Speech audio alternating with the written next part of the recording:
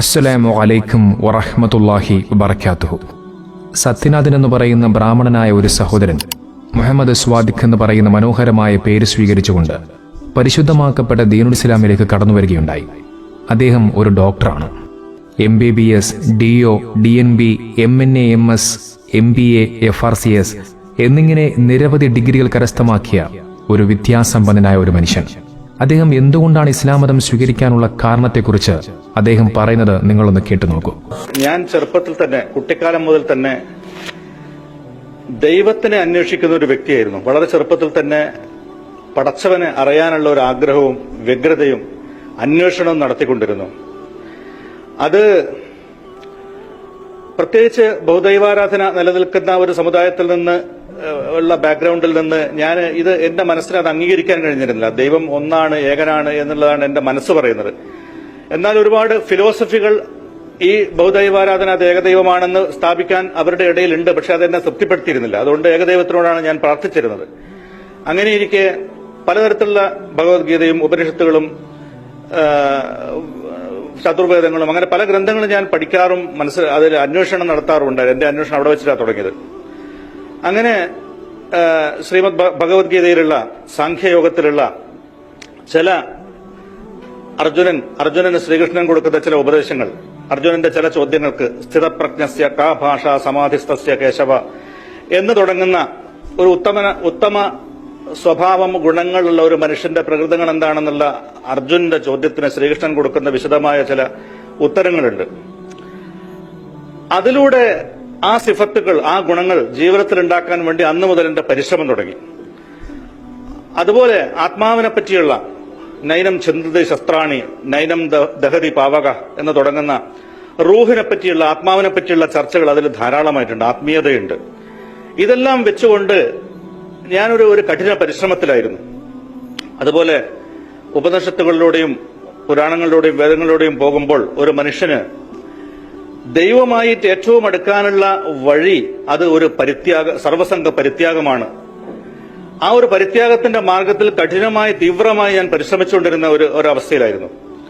അതായത് ഭൗതികമായ യാതൊരു ആസ്വാദനങ്ങളും പാടില്ല, നല്ല രുചിപ്രദമായ ഭക്ഷണം കഴിക്കരുത്, നല്ല ഭംഗിയുള്ള വസ്ത്രം ധരിക്കരുത്, മുടി ചെയ്യരുത്, ചെരുപ്പ് ധരിക്കരുത് എന്നുള്ള കഠിനമായ ഒരു സന്യാസത്തിന്റെ പോലെയുള്ള ഒരു വഴിയിലായിരുന്നു ഞാൻ പരിശ്രമിച്ചുകൊണ്ടിരുന്നത്. അങ്ങനെ ദൈവത്തിനോട് ഞാൻ നിരന്തരം സംവദിക്കാറുണ്ടായിരുന്നു, പ്രാർത്ഥിക്കാറുണ്ടായിരുന്നു, ചോദിക്കാറുണ്ടായിരുന്നു, സംസാരിക്കാറുണ്ടായിരുന്നു. ഇതിനും കഠിനമായൊരു വഴി നിന്റെ തൃപ്തിക്ക് വേണ്ടി അനുധാവനം ചെയ്യാൻ നീ എനിക്ക് കാണിച്ചു തരികയാണെങ്കിൽ ഞാനത് എടുക്കാമെന്ന് പറയാറുണ്ടായിരുന്നു. അങ്ങനെയാണ് പടച്ചവൻ എനിക്ക് നേരിട്ട് വഴി കാണിച്ചു തന്നത്. ഇതാണ് യഥാർത്ഥമായ വഴിയെന്ന്.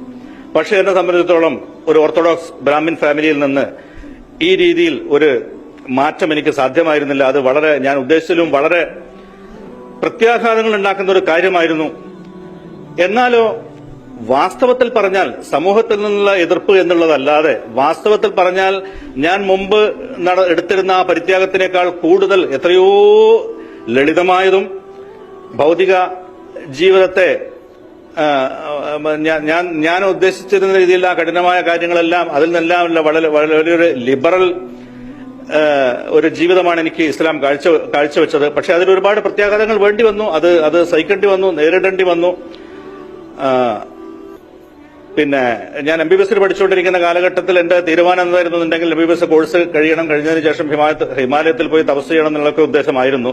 പക്ഷെ അതിൽ നിന്ന് വളരെ ഭൗതികമായ ഒരു എളുപ്പത്തിലേക്കാണ് എനിക്ക് ഈ ഇസ്ലാം എന്നെ എത്തിച്ചിട്ടുള്ളത്. അവിടെ ഒരു ചോദ്യമുണ്ട്. സാധാരണ ലിബറൽ എന്ന് പറഞ്ഞെടുത്ത് ഇസ്ലാമിനെ കുറിച്ച് പറയുമ്പോൾ പറയപ്പെടാറുള്ളത് അത് വളരെ ഇടുങ്ങിയ ചിന്താഗതിയുള്ള ഒന്നാണ്, ജീവിക്കാൻ പ്രയാസമുള്ള ഒന്നാണ്.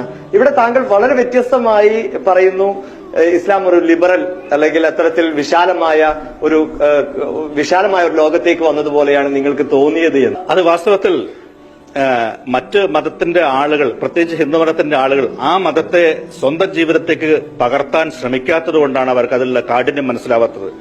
കാരണം ദൈവസാമീപ്യത്തിന് വേണ്ടി തന്നെ അർപ്പണം ചെയ്യണം, എല്ലാം പരിത്യജിക്കണമെന്ന് പറയുന്ന ഒരു നല്ല ഭക്ഷണം, ഒരു ടേസ്റ്റുള്ള ഭക്ഷണം പോലും കഴിക്കാതെ, ഞാൻ പ്യുവർ വെജിറ്റേറിയൻ ആയിരുന്നു, അതിൽ തന്നെ രുചികരമായ ആസ്വാദ്യകരമായ ഒരു ഭക്ഷണം ഞാൻ കഴിക്കാറുണ്ടായിരുന്നില്ല. എന്നാൽ ഇതിൽ ഏത് ഭക്ഷണവും അള്ളാഹു അനുവദനീയമാക്കിയിരിക്കുന്ന ഭക്ഷണങ്ങൾ പന്നിമാംസം ഒഴികെ ബാക്കി എല്ലാം മനുഷ്യന് ഉപയോഗിക്കാവുന്നതാണ്. അതുപോലെ വൈവാഹിക ജീവിതം അത് മനുഷ്യന് അനുവദിച്ച് തന്നിട്ടുള്ളതാണ്. അതുപോലെ നല്ല വസ്ത്രം ധരിക്കാം, നല്ല ഡീസന്റ് ആയിട്ട് നടക്കാം, ഇതെല്ലാം മനുഷ്യൻ അനുവദിച്ചതാണ്. നേരെ മറിച്ച് പരിത്യാഗത്തിന്റെ മാർഗത്തിൽ ഇതൊന്നും പറ്റില്ല. പക്ഷേ ഇന്നത്തെ ഹിന്ദു സമുദായം ആ രീതിയിൽ ദൈവത്തിലേക്ക് അടുക്കാനുള്ള വഴി അന്വേഷിക്കാത്തത് കൊണ്ടും ആ രീതിയിൽ അവരുടെ മതത്തിനെ സ്വന്തം പഠിക്കാത്തത് കൊണ്ടും സ്വന്തം ജീവിതത്തെ അനുധാവനം ചെയ്യാത്തത് കൊണ്ടും അവർക്ക് അത് ലിബറലായിട്ട് തോന്നുകയാണ്. പക്ഷേ പടച്ചവൻ അനുവദിച്ചു എന്ന ലിബറലിസം വാസ്തവത്തിൽ ഇസ്ലാമിലാണ് ഞാൻ കണ്ടെത്തിയിട്ടുള്ളത്. ഈ ഒരു സത്യം ഉൾക്കൊണ്ട് ഇതിലേക്ക് ഇസ്ലാമിലേക്ക് കടന്നു വരുന്ന സമയത്ത് പ്രയാസങ്ങൾ നേരിട്ടിട്ടുണ്ടോ? കുടുംബത്തിൽ നിന്ന് ഒരുപാട് പ്രയാസങ്ങൾ വന്നിരുന്നു. ഞാൻ ഇസ്ലാമിനെ പറ്റി മനസ്സിലാക്കിയ കാര്യങ്ങൾ, ഞാൻ എന്റെ പഠനം, ഇസ്ലാം എന്നല്ല അതിനു മുമ്പ് തന്നെയുള്ള എന്റെ വേദപഠനവും മറ്റും കാര്യങ്ങൾ ഞാൻ എന്റെ വീട്ടിൽ ചർച്ച ചെയ്യാറുണ്ടായിരുന്നു. എന്റെ ഉമ്മയുമായും അനുജത്തിമാരുമായിട്ടും വീട്ടിലെ മറ്റ് ബന്ധുക്കളുമായിട്ടും ഒക്കെ ഞാൻ അതാത് അവസരങ്ങളിൽ ചർച്ച ചെയ്തുകൊണ്ടിരുന്നിരുന്നു. അങ്ങനെ ഈ ഇസ്ലാമിനെ പറ്റി ഞാൻ അവിടെ ചർച്ച ചെയ്തിട്ടുണ്ട്. എന്റെ പിന്നാലെ അവരും ഈ വിശ്വാസം സ്വീകരിക്കുകയുണ്ടായി. എന്റെ ഉമ്മായും 2 അനിയത്തിമാരും പിന്നെ ബന്ധുക്കളിൽ നിന്ന് പല ആളുകളും സ്വീകരിക്കുകയുണ്ടായി. പിതാവ് അതിൽ നിന്ന് ഒഴിവായിരുന്നു. അദ്ദേഹത്തിന് പൊതുവായിട്ടൊരു ദൈവവിശ്വാസം തന്നെ ഇല്ലായിരുന്നു. എന്നാലും അദ്ദേഹത്തിന് ഞാൻ കാര്യങ്ങൾ പറഞ്ഞു കൊടുത്തിട്ടുണ്ട്. പക്ഷേ വാസ്തവത്തിൽ വീട്ടിലുള്ളവർക്കാർക്കും വലിയ പ്രശ്നങ്ങളൊന്നും ഉണ്ടായിരുന്നില്ല. ഞാൻ 3-4 വർഷങ്ങൾ ഈ രീതിയിൽ വിശ്വാസത്തിൽ തന്നെ കഴിഞ്ഞു പോവുകയും ചെയ്തു. അതിനുശേഷമാണ് പൊതുസമുദായം, നാട്ടുകാരും പൊതുസമുദായവും അറിയുന്നത്. അവരറിഞ്ഞതോടുകൂടി അവർ വലിയ സ്വന്തം വീട്ടുകാർക്ക് പോലും ഇല്ലാത്ത വലിയ വലിയ പ്രശ്നങ്ങൾ അവരുണ്ടാക്കാൻ തുടങ്ങി. വീട്ടുകാരെ നിർബന്ധിക്കാൻ തുടങ്ങി. എന്റെ പേരിൽ അവര് ഇല്ലാത്ത കേസുകൾ കൊടുക്കാൻ തുടങ്ങി. അങ്ങനെ മജിസ്ട്രേറ്റ് കോടതിയെ ഇടപെടിച്ചത് വഴി എന്നെ പിടിച്ച് തടവിലാക്കി. 5 മാസവും 13 ദിവസവും ജുഡീഷ്യൽ മജിസ്ട്രേറ്റിന്റെ ഉത്തരവ് പ്രകാരം മെഡിക്കൽ കോളേജിലുള്ള ഒരു വാർഡിൽ എന്നെ ഡിറ്റെയിൻ ചെയ്തു.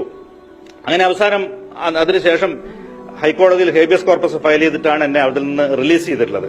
അപ്പൊ അതിന്റെ ഇടയിൽ എന്നെ വധിക്കാൻ വേണ്ടി അവർ ശ്രമം നടത്തിയിരുന്നു. അതുപോലെ സൈക്യാട്രി വാർഡിൽ അഡ്മിറ്റ് ചെയ്ത് ഇലക്ട്രോ കൺവൾസീവ് തെറാപ്പി, അതായത് 2 ഇലക്ട്രോഡുകൾ തലയുടെ സൈഡിൽ വെച്ചിട്ട് ഇലക്ട്രിക് കറണ്ട് തലച്ചോറിലൂടെ പാസ് ചെയ്ത് കഴിഞ്ഞാൽ അത് ഒരു ബുദ്ധിമാനായ മനുഷ്യനെ ബുദ്ധിയില്ലാത്തവനാക്കാൻ കഴിയും, ഭ്രാന്തില്ലാത്തവനെ ഭ്രാന്തുണ്ടാക്കാൻ കഴിയും, മന്ദബുദ്ധിയാക്കാൻ കഴിയും. അങ്ങനെ പലതും അവർക്ക് ഉദ്ദേശങ്ങളുണ്ടായിരുന്നു. അള്ളാഹുവിന്റെ കാവൽ കൊണ്ട് മാത്രം അത്തരം ചതികളിൽ നിന്നെല്ലാം രക്ഷപ്പെട്ടു. അവൻ എന്നെ സ്വതന്ത്രനാക്കി. അവരുടെ ഈ മറ്റ് സമൂഹത്തിന്റെ ഭീഷണി തന്നെ ഇതായിരുന്നു. ഒന്നുകിൽ തന്നെ ഞങ്ങൾ കൊന്നുകളയും, അല്ലെങ്കിൽ ആജീവനാന്തം സൈക്യാട്രിക് സെല്ലിൽ അടയ്ക്കപ്പെടും. ഇനി അതുമല്ല എന്നുണ്ടെങ്കിൽ എന്റെ കോഴ്സ് നഷ്ടപ്പെടും. അപ്പൊ ഞാനതിൽ ഒരു ഉറച്ച തീരുമാനമെടുത്തു. ഞാൻ ദൈവത്തിലേക്കുള്ള ഒരു പ്രയാണത്തിലാണ്. അവന്റെ തീരുമാനം കൂടാതെ എനിക്ക് എന്റെ ഒരു രോമം ഇളക്കാൻ പോലും ഇവർക്ക് സാധ്യമല്ല.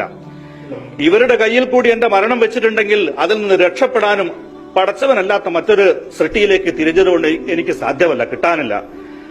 അതുകൊണ്ട് ഞാൻ ഉറച്ച തീരുമാനമെടുത്തു, ഇവരെന്ത് ചെയ്യുന്ന ചെയ്യട്ടെ, എന്റെ രക്ഷിതാവ്, എന്റെ റബ്ബ്, എന്റെ പടച്ചവൻ, അവൻ എന്നെ നോക്കിക്കൊള്ളും എന്നുള്ള നിലയിൽ ഞാൻ അവരോട് ഒരു ഉറച്ച തീരുമാനമെടുത്തു. അതുപോലെ തന്നെ പടച്ചവന്റെ ഭാഗത്ത് എനിക്ക് അദൃശ്യമായ സഹായങ്ങളുണ്ടായി.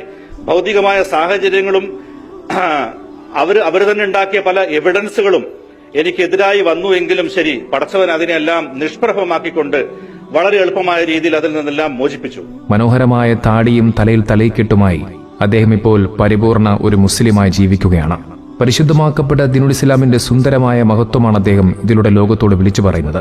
പലപ്പോഴും ഇസ്ലാമിക വിരോധികൾ ഇസ്ലാമിന്റെ പേരിൽ പല വ്യാജ പ്രചരണങ്ങളും കള്ളങ്ങളുമൊക്കെ സമൂഹമാധ്യമങ്ങളിലൂടെയും വാർത്താമാധ്യമങ്ങളിലൂടെയും മുമ്പൊക്കെ ഇരുന്ന് പറഞ്ഞു പരത്തുമ്പോൾ അത്തരം വർഗീയവാദികൾക്കുള്ള മനോഹരമായ മറുപടിയാണ് ഇദ്ദേഹം നൽകുന്നത്.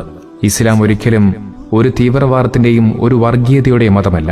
സുന്ദരമായ മാനവികതയും ജീവിതശൈലിയും സ്നേഹവും സൗഹാർദ്ദവും ഒക്കെ പഠിപ്പിക്കുന്ന സുന്ദരമായ മതമാണ് പരിശുദ്ധമാക്കപ്പെട്ട ദീനുൽ ഇസ്ലാം. ആ ഇസ്ലാമിന്റെ മഹത്വം തിരിച്ചറിയണമെന്നുണ്ടെങ്കിൽ ഇസ്ലാമിനെ നല്ല രീതിയിൽ ആഴത്തിൽ പഠിക്കാൻ ശ്രമിക്കണം.